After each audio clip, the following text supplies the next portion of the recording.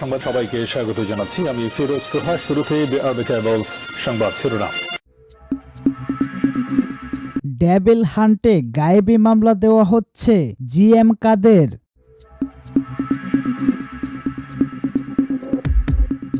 Operation devil হান্টের নামে ঢালাওভাবে বিরোধী মত দমন চলছে বলে অভিযোগ করেছেন জাতীয় পার্টির চেয়ারম্যান জিএম কাদের। একই সঙ্গে ডেভিল হান্টে মামলা দেওয়া হচ্ছে বলে মন্তব্য করেন তিনি।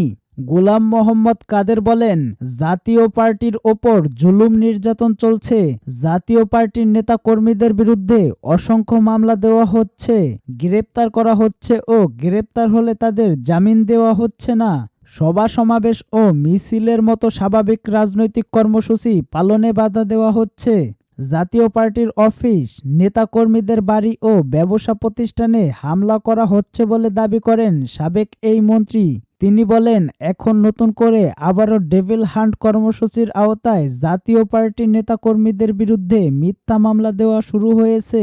গতকাল গাজীপুর মহানগর জাতীয় পার্টির কিছু নেতার নামে গায়েবী মামলা করেছে। আমরা এর তীব্র নিন্দা ও প্রতিবাদ জানাচ্ছি। একই সঙ্গে নিরপরাধ জনগণের উপর জুলুম ও হয়রানি বন্ধে ব্যবস্থা নেওয়ার জন্য সরকারের প্রতি আহ্বান জানান জিএম কাদের।